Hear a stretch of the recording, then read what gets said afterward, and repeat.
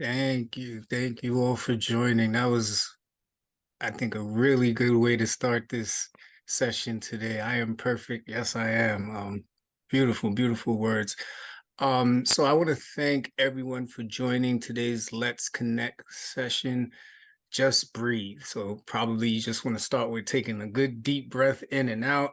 We have a really good session here for you today.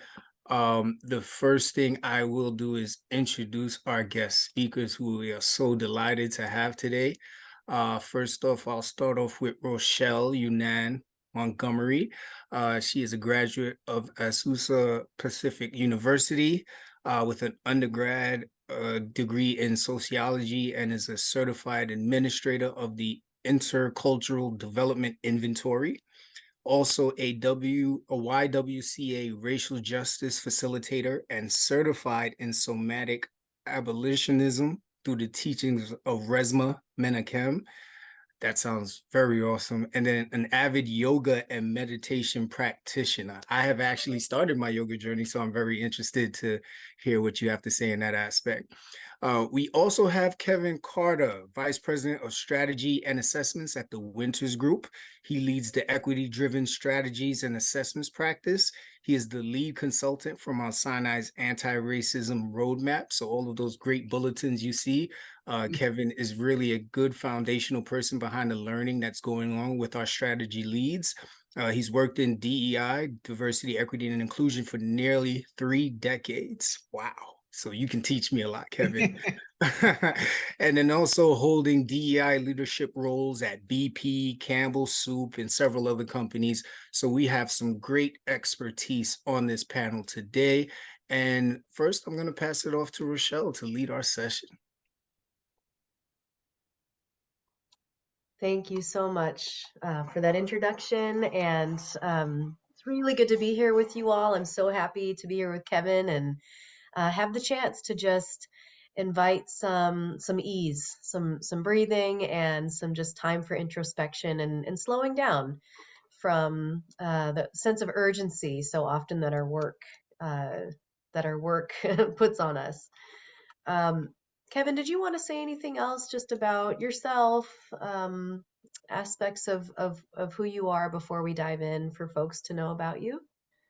Um, I think the one, it's just a pleasure to be here for this session. It's been a pleasure really to work with Mount Sinai and your strategy leads and the commitment that you all have to the work that you're doing with the roadmap. Just a pleasure and honor to be working with you and your leaders who are engaged in that process.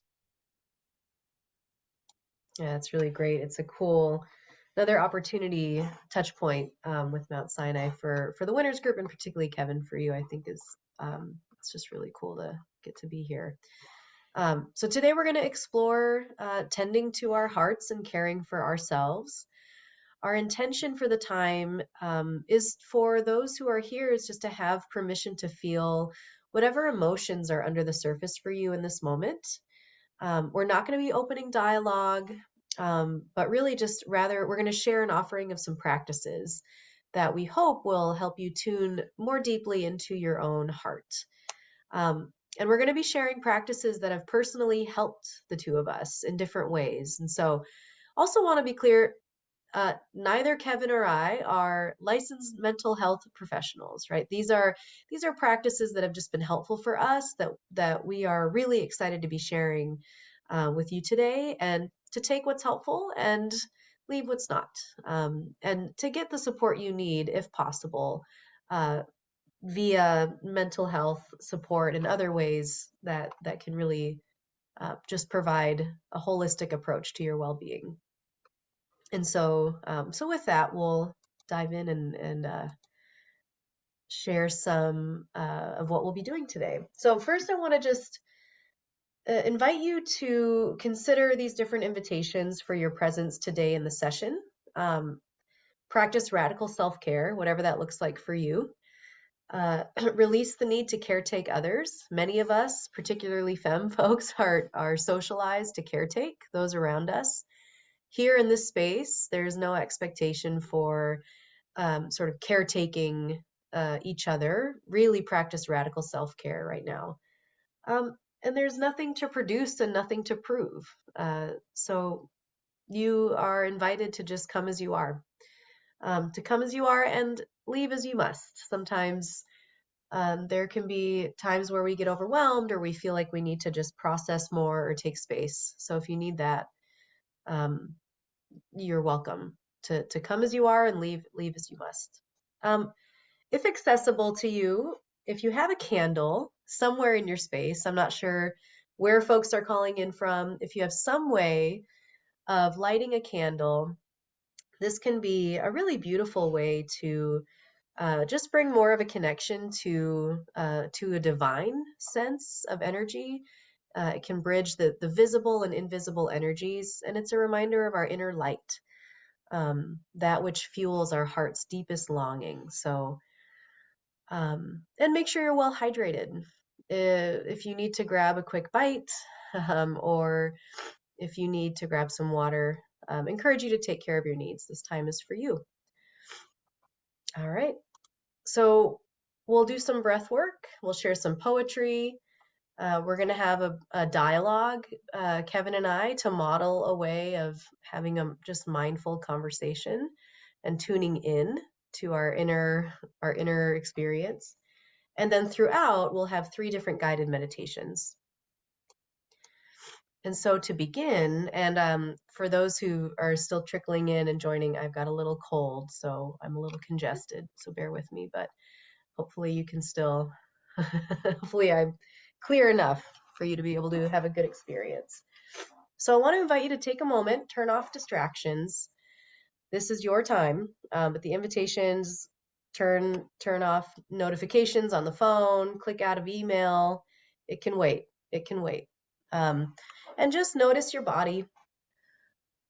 Notice your body, how you're showing up today. What are you carrying? Where might there be tension? In your neck, shoulders, back. Just tune in. If you can, unclench your jaw, relax your shoulders, and just invite yourself to be here now. Begin to deepen your breath.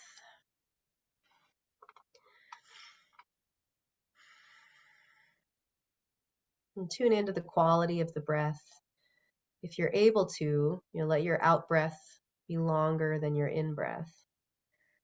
And this has a really powerful effect to calm our vagus nerve, which tells our body here and now, in this moment, you're safe. And just want to say you're breathing with others here today who may be sharing in your pain, numbness, anger, confusion, that you're not alone. And whatever feels difficult or intolerable, to allow the breath to come into that space.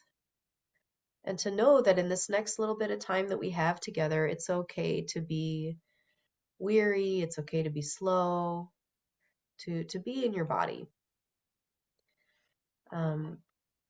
You might even give your mind permission to slow down.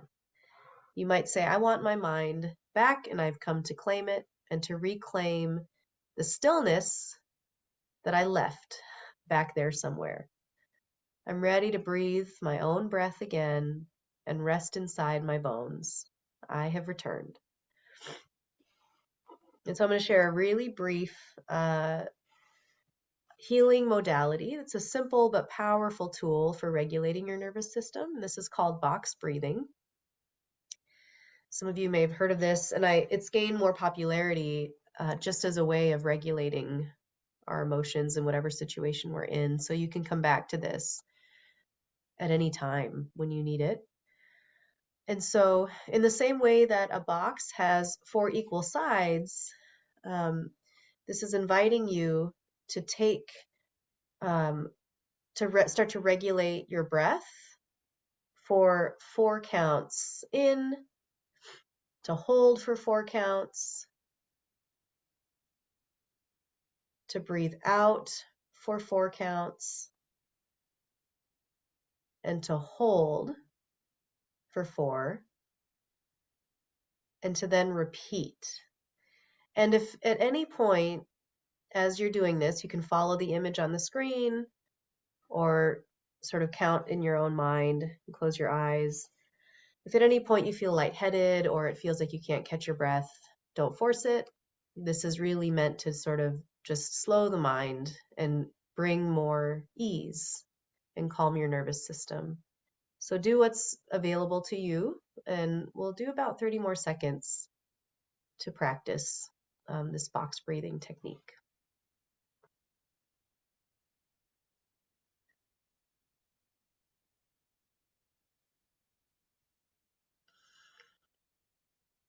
And I can't breathe through my nose, so I'm not going to participate. For those who also have a cold or some respiratory stuff going on, just grant yourself permission to do what works for you.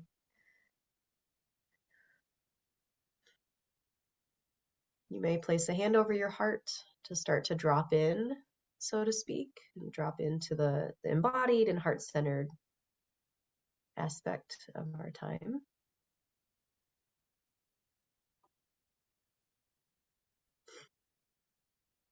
It's really good. All right, I'm going to move us along, but remember just that you can come back to this at any time, and hopefully it's a helpful tool for you. I'll share a brief poem, and then we'll go into our guided practice with Kevin. So the first poem is by Rumi. This is adapted. I said, "What about my eyes?" And the divine said, "Keep them on the road." And I said, "What about my passion?" The divine said, "Keep it burning." And I said, "What about my heart?" The divine said, "Tell me what you hold inside it." And I said, "Pain and sorrow." And she said, "Stay with it. The wound is the place where the light enters you." And so when we slow down enough to tune into our hearts, we can begin to let the light in little by little. And so now Kevin will share a practice to support us with tuning into our bodies and our hearts more deeply. This practice is called Insight Dialogue, and I use it more as a relational meditation. It actually begins many sessions that I do, and actually we did it with the strategy leads. I want to say sometime last year, and again, it's called Insight Dialogue. It was founded by Gregory Kramer, and he's a personal friend. He lives where I live here on Orcas Island, and he's been really teaching meditation for since about 1980. He's got a couple of books out, and he's really passionate about you know how to use like this insight dialogue to create a more just and equitable world. I'm a novice in it. I do try to um, sort of mold it to the given situation, and so we will go into the practice now. It has 6 components to it. It does begin with some breathing, but again, I'll take you through the 6 components, and then when we end, ask you to maybe gently open up your eyes. So maybe reflect back on that box breathing, and if you feel comfortable, close your eyes. Take a really a deep breath in.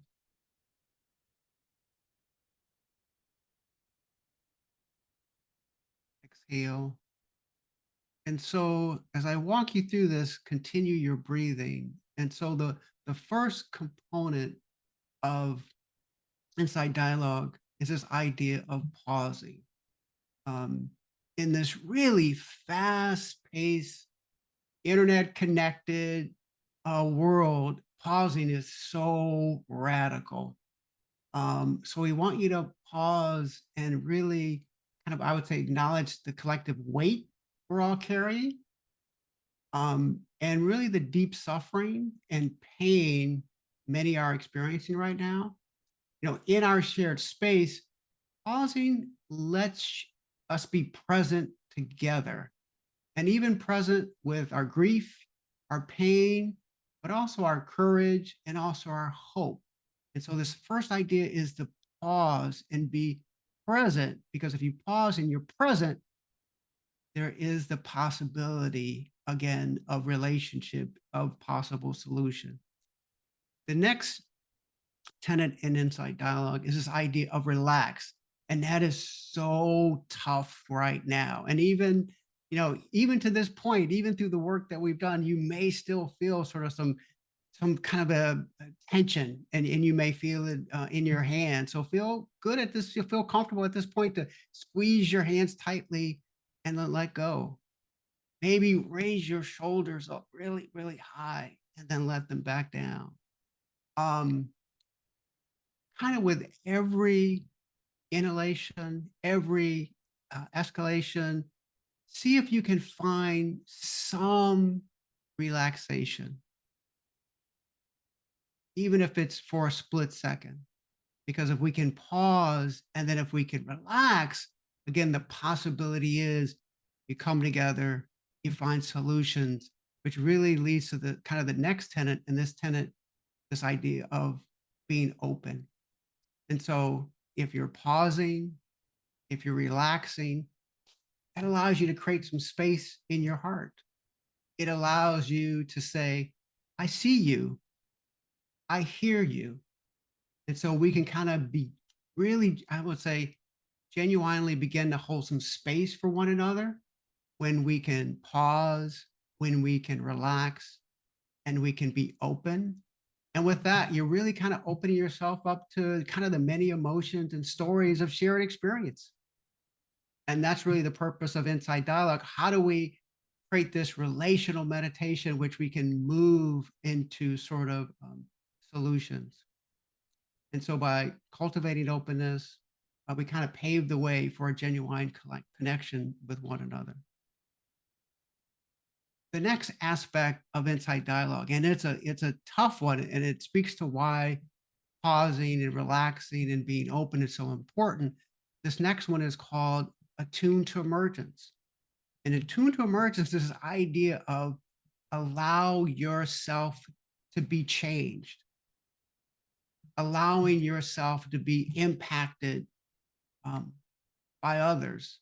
And so the world is ever evolving, and if we stay open, you want to be receptive to different perspectives. You want to allow others to feel empathy and understanding from you. You want to attempt to almost imagine that every story is kind of like a thread, and you're pulling that together to create a collective experience. Attuning to emergence doesn't mean, oh, I will change, but it means because I am pausing, because I am relaxing, because I am open, I have the possibility to be changed by the wisdom of others, which really leads to the next tenet in Insight Dialogue, which is to listen deeply. Now, boy, and listening deeply is so hard right now, but it really is essential given the world events, maybe the things that are going on in your life. So prepare yourself, if you're pausing, to listen to your own voice and have confidence in your own voice, but also I would say to listen to others and to listen to others with your whole heart, your whole body. And to me, if you're pausing, you're relaxing, you're open, you're tuning to emergence, you're listening deeply. The next one is to speak the truth. And this is your subjective truth. And this idea that if you can be in the moment and literally avoid the temptation to minimize your reality, avoid the temptation to justify the actions of others, and then have the courage to speak your truth. Again, the possibility exists for people to come together to have an opportunity to create solutions. And so that's kind of Insight Dialogue. And we're going to sort of use it to do an exercise to hold space for one another. Again, I want you to maybe take another deep breath in, out. And this, again, is a practice that I use often. And I find in this work today, it is probably the most important thing we need to do in terms of to stop and be in the moment in order to find relationship with others.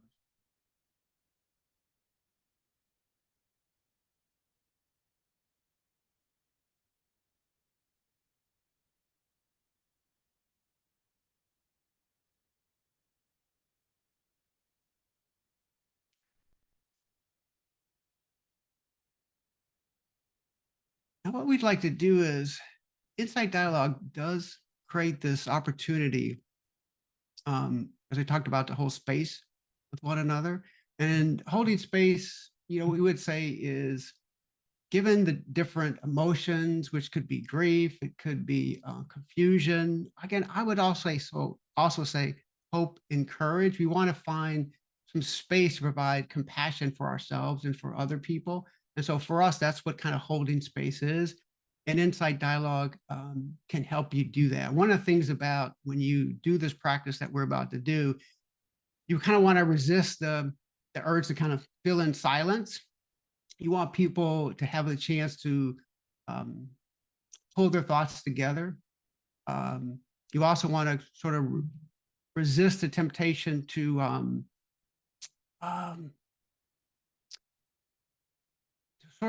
jump out and be impatient. So for me, you want to allow yourself also to be vulnerable.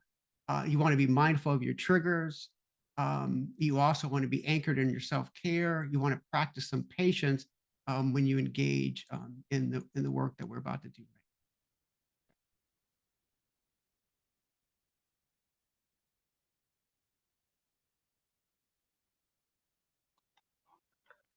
So as a part of this process, and this is one that you can use, we're going to do one round, but you can typically have 3 rounds in the process.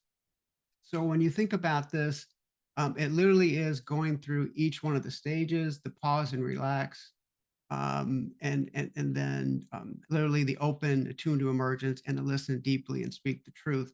We're going to do the round 1, but then I want you all to think about if you were to do this with a pair, again, you would be doing all 3 rounds. Okay?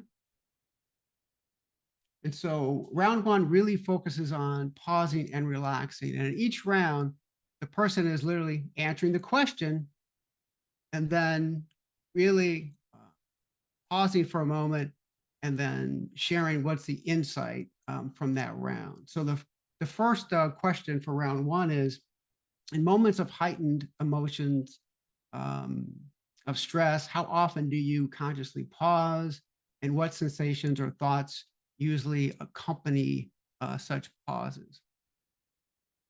And so I would say I would start with you, Rochelle, you answer, and then I'll respond as well, and then we'll kind of see our insights.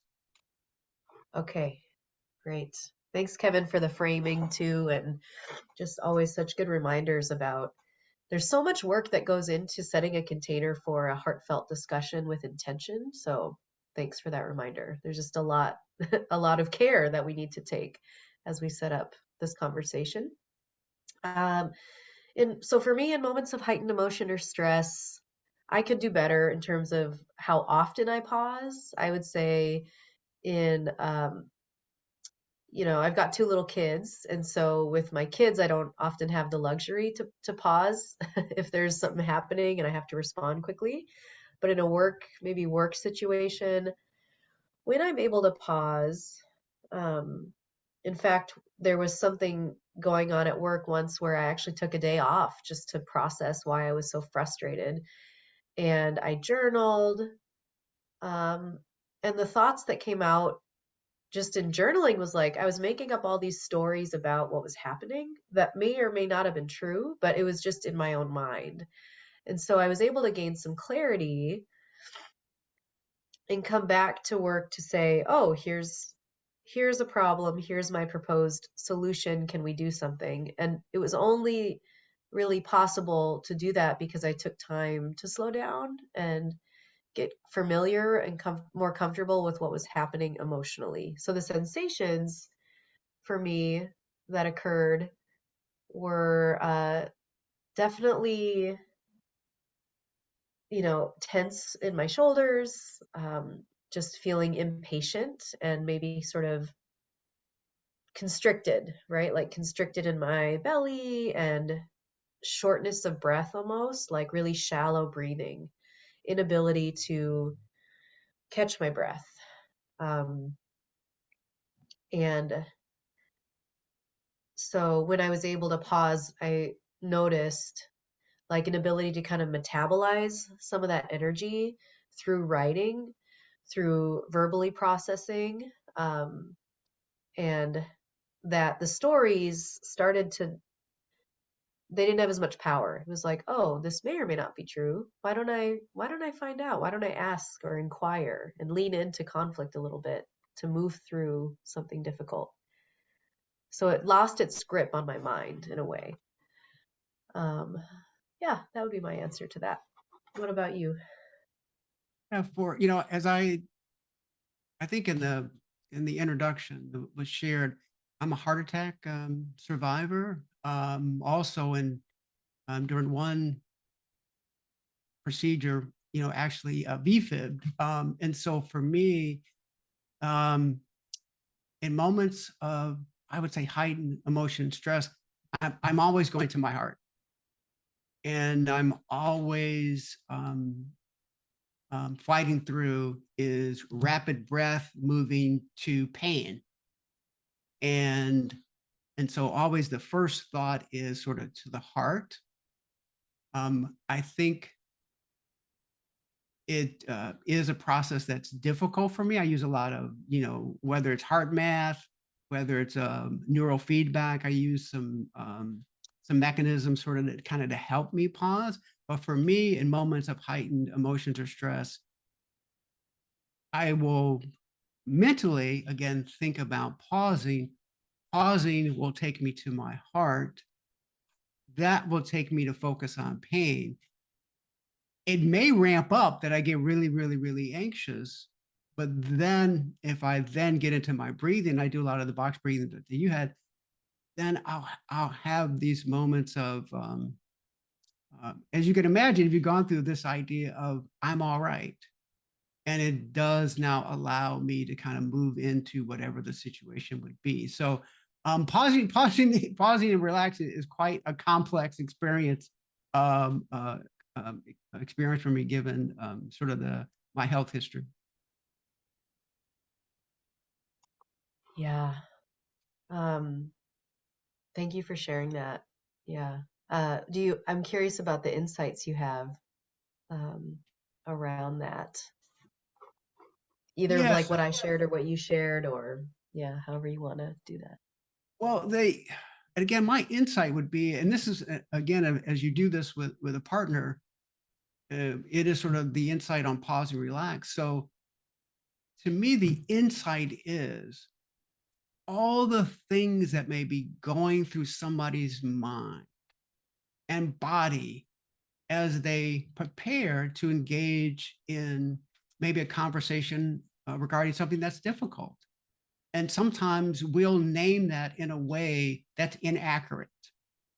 As somebody as maybe, as you were saying, in terms of the rapid breathing, and me in terms of, an inward focus, and even sometimes what's going on with me, I think we can sometimes misname that.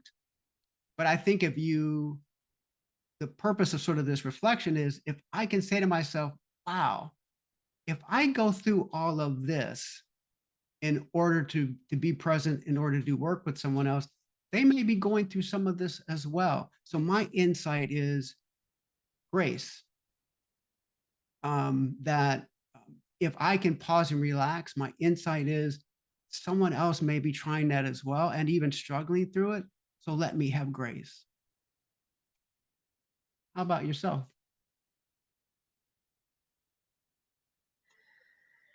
Yeah, I love that. I think what comes to mind in terms of what you shared is that I think the self-compassion is really critical for being able to have grace for others, right? And to know this isn't such a unique experience. We're not on our own little island having our, a lot of people, experience perhaps similar emotions, but different circumstances, right? So just to create more of a connection and empathy is really powerful when we slow down.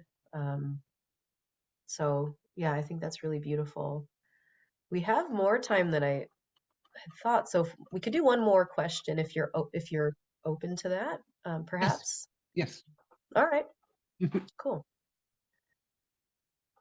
So yeah, round two, to open and attune to emergence.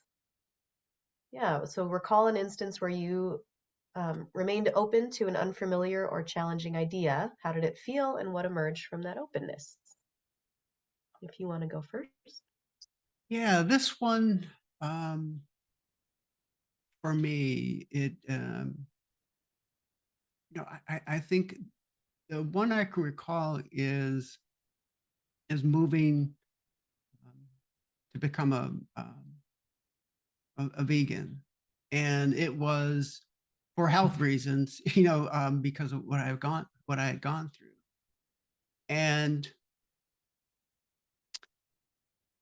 I think initially I really struggled to um, to adopt that kind of lifestyle because I think because I felt like, well, I had earned or deserved the right to eat whatever I wanted to eat, and it took my and it took um, sort of this compassion from my wife, and because it was my wife, to literally remain open, and this idea of attune to emergence, which would be the ability to possibly be changed because it was something that she believed in for a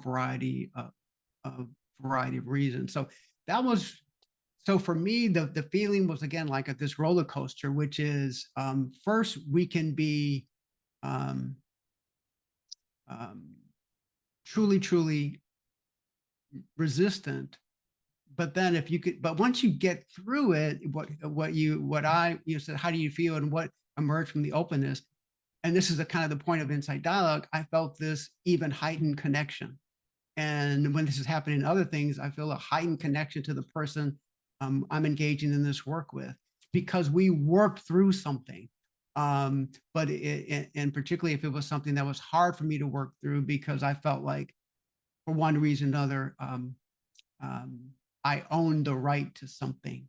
Um, and when we think like we own the right to something, it is really difficult to be open. It is really difficult to attune to emergence.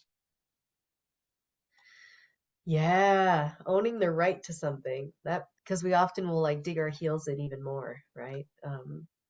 And instead of opening and attuning to what's emerging in the moment. So, right, that's beautiful.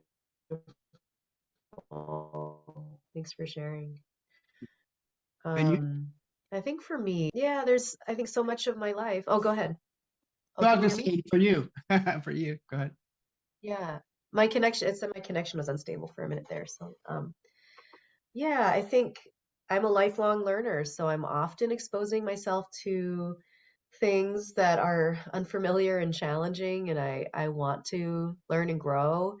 Um, but especially if I'm caught off guard by it, like if it's not by choice, right? If there's a conversation that's happening where it goes in a direction that I'm starting to feel defensive, or I'm starting to feel like something is challenging my core belief system or my values or even my worthiness or my goodness. Um, I've developed, I think, an ability more so now to stay open, like to my own response. First of all, okay, what's this stirring up in me, and what might this have to do with my own trauma or pain? Um, so that the feeling is often, yeah, I feel a more maybe a flood of emotions, but in a good way to pay attention. Okay, I'm paying attention, I'm tuned in, what's happening. And then often what emerges from that openness is clarity about my own thought process, my own feelings about something, clarity about ways in which I differ in my thinking from someone else, clarity or even a deeper connection and deeper trust with whoever I'm in dialogue with, um, even if we don't agree, but that we have a deepened level of understanding of where each person is coming from. If we can stay open to the discomfort of that.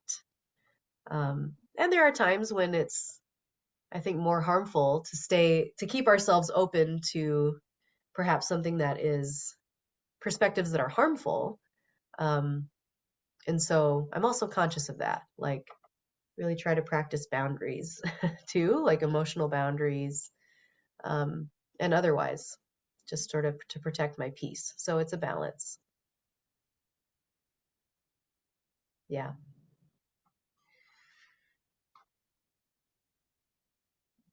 Anything else for this piece? Do we want to share insights or anything else or anything else you want to share just about the process? Yeah, I mean, I would say if you clicked around 3, we won't do maybe round on my screen. We won't do round 3, but what I wanted to share with folks is that you can imagine if you go through the process just as we did now, and listening deeply, speaking the truth is even weightier, than the first 2. The purpose of that is now to put you in a place to apply that relationship that you built toward a challenging situation. And so typically we would jump in and go, wow, let's just jump into the situation, whatever the challenge, and let's talk about that. Let's talk about that and let's dive in and solve that. This is meant to say, no, let's do this relational meditation together. Let's build bank account with each other. Let's build relationship with each other. Let's build understanding with each other. And now we can apply that to something. So that is really the role of Insight Dialogue. And again, we found it that once people go through the process, now when you apply it to something that's challenging, but you're just so much more likely to come up with solutions where everyone feels heard than if you were to kind of, hey, let's just create some ground rules and let's just dive into this problem or challenge that we're having. And so that's really the role of it. Yeah, thanks so much, Kevin. And the power of this, the reason we brought this into this session is I want to double click on what Kevin said about relational meditation. So, meditation isn't just an individual act where you sit on a cushion, and there needs to be actually some co-regulation in community with each other. We can find ways to be in conscious presence with tools like Insight Dialogue. So this is why it matters, and why we're bringing this is it creates some really transformational relationship breakthroughs while also grounding you into your own heart and mind and spirit, just in creating some skills with that. So I love the phrase relational meditation. I think that's powerful. Great. So the invitation here is, try this out. Write this down even for yourself for each of these. We can, I think, maybe find a way to share this afterwards, but for each of these prompts, just to be thinking about for yourself, and perhaps even use this in conversation with someone in your life. So thank you, Kevin. You. So I'm going to invite us now into another guided meditation. This will be about 8 minutes, maybe 8 to 10 minutes. And this is called the Wise Guide Meditation.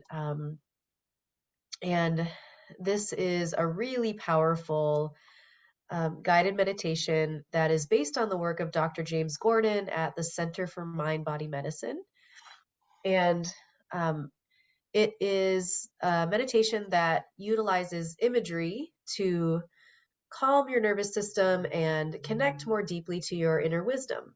And so right now, the state of things in the world, I think it's really tempting for many of us And the media makes it tempting, I think, for many of us to think in binary terms. And this is, our mind does this naturally, right? We want to seek simple answers to complex problems and emotions that we're having. So our default is often to see something as this or that, good or bad. And so mindfulness practice can really help us slow down and perhaps increase our capacity to engage with some of the complexity. And then really to see things with multiple lenses at once. It also helps us to figure out sort of our next right action, right? What's the next right thing for us to do that's aligned with our inner wisdom? So let's get comfortable wherever you are in the world. Again, just begin to deepen your breathing. Uh, Tune into your body.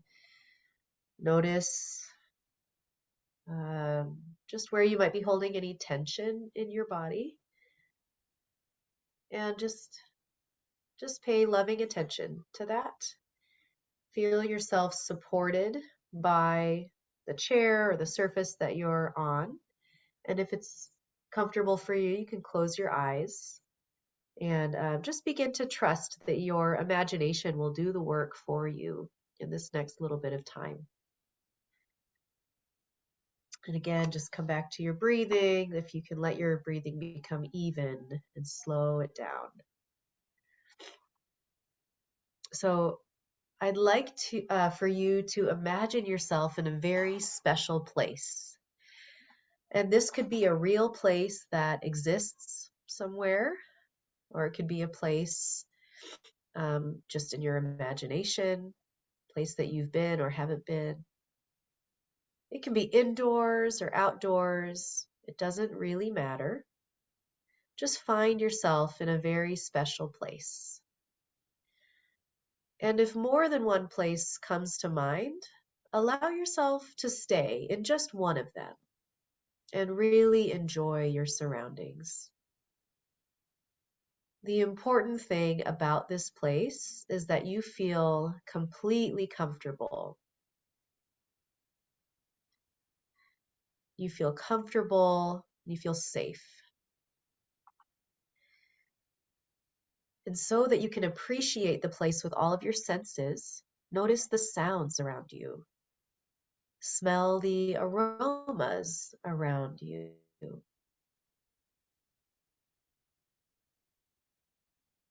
Feel the air as it connects to your skin, the whole environment as it's surrounding you. Notice what you're wearing. If you have anything on your feet, notice the time of year and the time of day. Is the air on your skin warm or cool? Notice how old this place. And notice if you're alone or if someone has joined you here. It may be a person or even an animal. Feel inside and ask yourself if there's anything that might make this place more comfortable for you. Perhaps there's something you need to remove from the place. Or maybe there's something you need to bring in. If you would like to bring someone or something else into the space, you may do it now.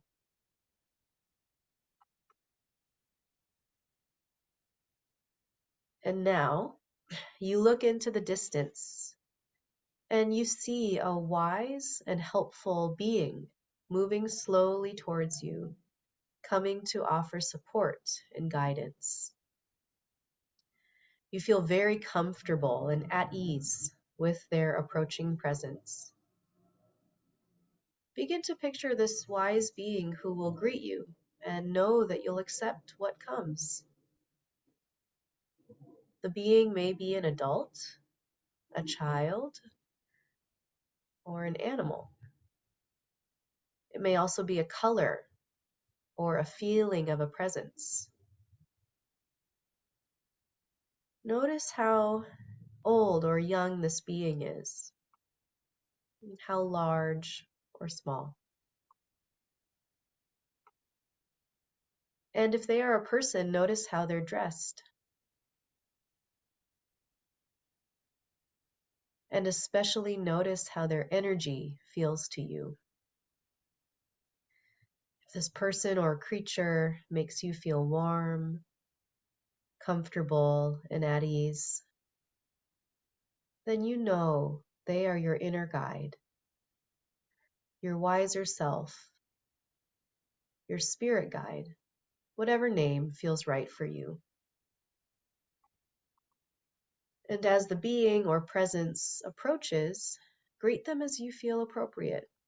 You can make contact with them in any way that feels right, by words, thoughts, touch, color, or by energy. Know that this wise being is here to help you and to serve you, and they may have a message for you. Listen to the message and accept what they have to say. Learn from the message. Or you may have something you want to ask them, and you can ask them a question. You may need some advice or a solution to a problem, and know that your wise being may have a gift for you. And if so, accept what's being offered. So I'm going to be quiet for about a minute so you can spend some important time with your wise being.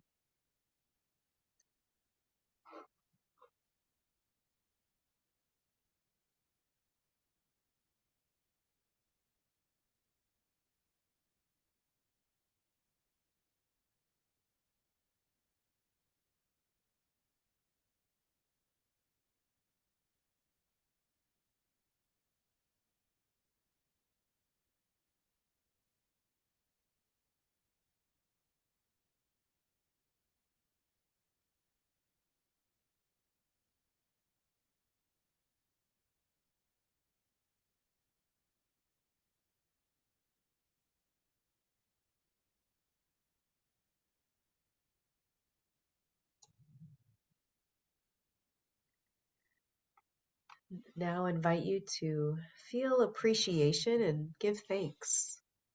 And you can, at your own pace, say goodbye to this wise being or finish up any conversation or exchange of knowledge that needs to happen. And let your breathing deepen. And very gradually let the awareness of your body against the floor or the chair return. And bring yourself back slowly and comfortably. And when you're ready, and only when you're ready, you can open your eyes slowly and gently. Just want to thank you for taking the time to slow down and tune into your wise guide. And also to know you can come back to this at any time and imagine your wise being coming to you. Excuse me. I hope that was illuminating and supportive. So I want to share another poem that's been very helpful for me, and then Kevin will lead us through one more brief guided meditation. Her nervous system had been through so much. She decided to spend the rest of her life calming the inflammation. Thoughts, feelings, memories, behavior, relations. She soothed it all with deep, loving breaths and gentle practices. The softer she became with herself, the softer she became with the world, which became softer with her. She birthed a new generational cycle, peace. And that's by Dr. Jaya John, Fragrance After Rain. And Kevin, I'll hand it to you. This meditation is one I go to a lot. I would say even in my darkest moments, I go to where I most need affirmation. I go to it. It's built on a much longer presentation by Karen Suthers, and it is called Present Moment, Precious Moment. And again, it is one that usually 2 or 3 times a week. And when I struggle, I go to it. So I'd ask you to kind of please again close your eyes. Again, kind of become aware of your breath, breathing in, breathing out. And maybe as you breathe in, you mentally say, this moment. And as you breathe out, you mentally say, precious moment. So once again, you breathe in, this moment, and breathe out, precious moment. This moment, precious moment. Please keep your eyes closed and continue to breathe in. I want to leave you with an affirmation, and an affirmation that many times I need. And that is, in this world of noise, confusion, and conflict, you deserve a place of silence, relaxation, and peace. Each breath you take is a reminder that the present moment is a precious moment to live, to heal, to learn, and to grow, to simply be. Be proud and grateful for your gifts and your uniqueness as you bridge with others, similar and different from yourself, to transform yourself, your family, your loved ones, this organization, and this world. Present moment is a precious moment. We take a couple more deep breaths and exhalations. And really, as you feel comfortable, gently open up your eyes. Really want to thank you all for having us and allowing us to come as we are. I mean, one of the things that Rochelle and I talked about this session is you may not feel equipped, but we want to encourage you to step in.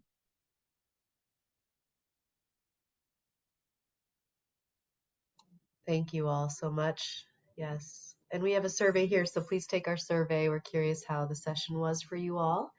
I'm going to chat in a song into the chat that we didn't have time for today, but it's something I come back to a lot for my own healing. And I recommend listening to it on headphones. And it's powerful. So I'm going to chat in a song for you all as well. I don't know, Sean Lee, if you want to share anything as we transition out. Oh, definitely. I found this session very helpful. There were times I was so into the meditation. It allowed me to reflect on everything that's going on my end, and I hope that a lot of the attendees felt the same way. I definitely felt the part about listening more carefully. I personally feel in this world, listening is not a common trait that most people have. And I think now more than ever with, anxiety and a lot of tension. It's very important that we do take the time to listen to each other and listen to understand versus responding. But I want to thank you both for just, I think everybody needs this session right now. It's been a tough year, probably tougher for most than others, but I'm very appreciative. Thank you so much. Likewise. All right. Well, we are at the 4:59 mark. I want to thank everyone who took the time here today to attend. These were very helpful tips. Hopefully, you take them and you use them as needed. And please, you scan the QR code. Let us know how you felt about today's session. And, I hope you take this healing and this wellness with you throughout the rest of the day. And hopefully, it lasts a little longer than that. For those of you who are celebrating next week, happy Thanksgiving. And we appreciate you all. Thank you for attending today's Let's Connect session. And thank you again to Kevin and Rochelle. Appreciate you both. Thank you. Take care, everyone.